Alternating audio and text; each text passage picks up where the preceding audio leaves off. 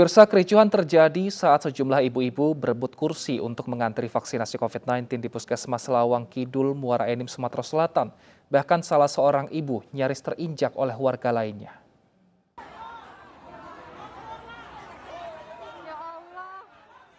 Takut tak kebagian tempat duduk, sejumlah ibu-ibu berebut mengambil kursi yang ditumpuk di dalam Puskesmas Lawang Kidul, Muara Enim. Tanpa mengindahkan protokol kesehatan, mereka berkerumun dan berdesakan demi mendapat kursi untuk mengantri mendapatkan vaksin COVID-19. Akibat insiden rebutan kursi ini, salah seorang warga hampir terjatuh dan terinjak oleh warga lainnya. Beruntung, salah satu anggota Satpol PP berhasil mengevakuasi sang ibu dari kerumunan.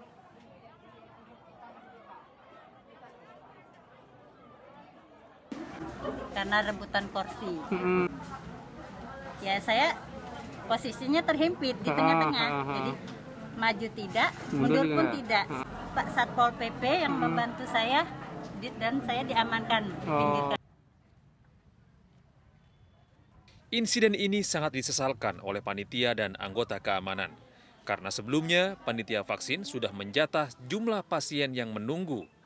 Namun, banyak warga datang ke puskesmas sejak subuh karena takut tidak kebagian jatah vaksin.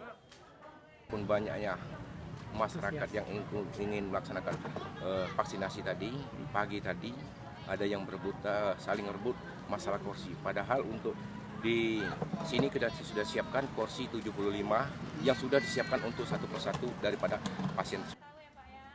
Rencananya proses vaksinasi di Puskesmas Lawang Kidul, Muara Enim akan berlangsung selama 5 hari hingga Rabu esok.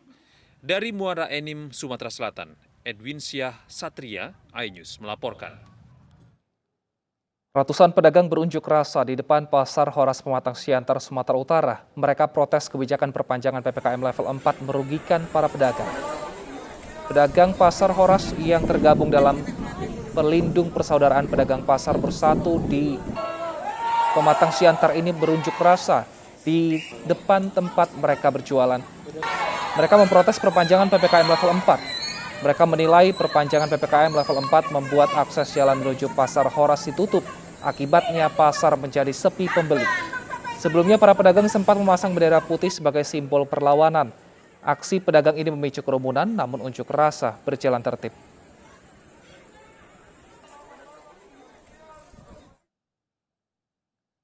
Dua saksi kasus pembunuhan ibu dan anak di Subang, Jawa Barat dijemput kepolisian dari Polres Subang. Kedua saksi merupakan suami korban beserta istri mudanya.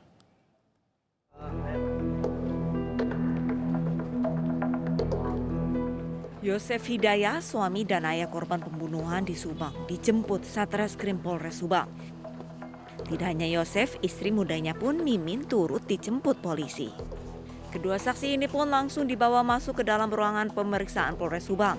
Keduanya dipanggil kepolisian guna kepentingan klarifikasi yang dibutuhkan kepolisian. Ya, tadi penyidik memberitahukan bahwa hari ini untuk klarifikasi tambahan. Berarti ya. Bu Mimin sama Pak Yosef atau? Bu Mimin sama Pak Yosef. Sementara itu, kepolisian dari Polres Subang dibantu Polda Jabar memeriksa lanjutan kepada sejumlah saksi di lokasi. Dalam pemeriksaan ulang di tempat kejadian perkara, pihak kepolisian juga mengerahkan satu anjing pelacak dari Polda Jabar. Tuti Suartini serta Amalia Mustika Ratu ditemukan tewas di dalam bagasi mobil di Subang, Jawa Barat pada 19 Agustus 2021 lalu. Sudah 2 pekan pemeriksaan, namun polisi belum menetapkan tersangka. Keluarga korban mendesak polisi segera menemukan oknum pembunuh ibu dan anak ini. Dari Subang, Jawa Barat, Yudi Heriawan, Juanda, iNews melaporkan. Diduga karena himpitan ekonomi, seorang suami tega membunuh istrinya di Banjarnegara, Jawa Tengah. Pelaku menusuk korban hingga tewas karena diduga tidak diberi uang bulanan.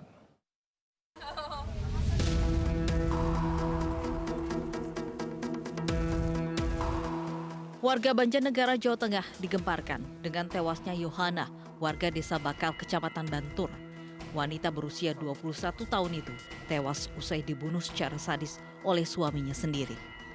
Menurut saksi mata, pelaku Randy membunuh istrinya karena diduga tidak diberi jatah uang bulanan. Randy yang merupakan pengangguran itu menusuk korban dengan senjata tajam saat korban pulang kerja dan diadang pelaku di tengah jalan menggunakan sepeda motor. Korban dan pelaku sempat bertengkar. Tak lama setelah adu mulut, tiba-tiba korban berteriak meminta tolong. Korban yang mengalami luka tusuk di leher dan tangan pun kemudian dibawa ke puskesmas, namun korban meninggal dunia dalam perjalanan. Warga yang tersulut emosi sempat akan membakar rumah pelaku, namun kepala desa setempat berhasil meredam kemarahan warga. Terbentuk dengan emosinya. Dari perangkat-perangkat saya seluruh mengawal ke Desa Gembol untuk mencegah keemosiannya karena jangan sampai terjadi kejadian dua kali. Korban dimakamkan di tempat pemakaman umum desa setempat, sementara pelaku masih diburu polisi. Dari Banjarnegara, Jawa Tengah, Widodo Waluyo, iNews melaporkan.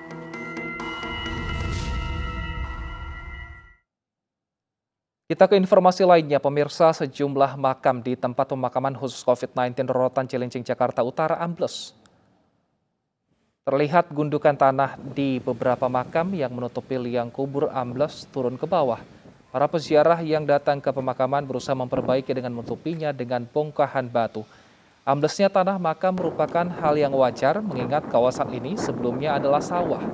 Adanya pergerakan tanah diduga menjadi salah satu penyebab penurunan tanah di sejumlah makam meski sudah diperbaiki oleh petugas makam. Ya, memang makam di Rorotan itu kan memang makam yang sebelumnya rawa ya. Kemudian kita uruk, ternyata kalau memang ada ambles nanti kita akan carikan solusinya ya. Dinas pemakaman, nanti dibantu dinas SDA dan dinas terkait.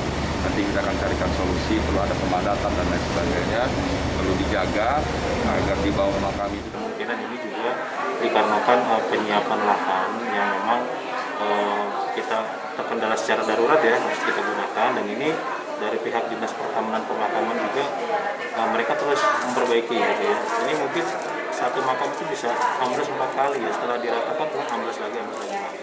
Ini karena masih bergerak gitu tanahnya ya, karena memang pematangan lahan ini membutuhkan. Bagaimana kondisi terkini di sana? Kita bergabung dengan rekan Hasbiollah di TPU Rorotan Cilincing, Jakarta Utara. Selamat siang Hasbi, apakah sudah ada upaya perbaikan yang dilakukan untuk makam yang ambles?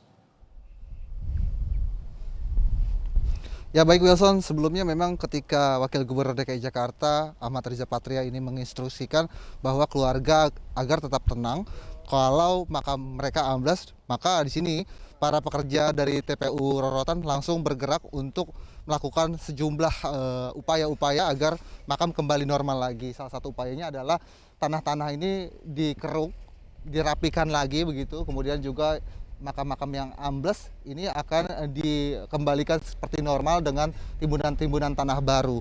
Nah, kemudian juga alasannya ada dua sebenarnya yang diungkapkan oleh petugas TPU.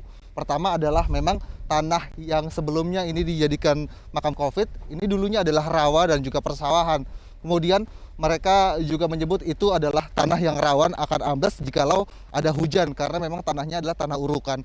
Lalu di sini juga selain itu dari petugas TPU menyatakan bahwa memang kalau jasad itu dibungkus dengan peti, maka otomatis dalam beberapa bulan kayu peti akan ambles karena memang dimakan usia atau juga tanah ini menyerap ke dalam peti, maka peti itu yang berbahan kayu akan mudah ambles. Maka dari itu dipastikan oleh mereka 5 atau 6 bulan lagi mereka akan menimbul tanah yang sama begitu. Maka dari itu keluarga nantinya diharapkan agar tetap tenang dan juga TPU Rorotan ini menyatakan bahwa memastikan kepada keluarga yang jasadnya dikuburkan di sini akan baik-baik saja. Wilson. Terima kasih Hasbi atas laporan Anda, selamat bertugas kembali. Pemirsa, seorang siswi pingsan saat hari pertama sekolah tatap muka. Apa penyebabnya? Akan kami hadirkan informasi selengkapnya usai jeda berikut.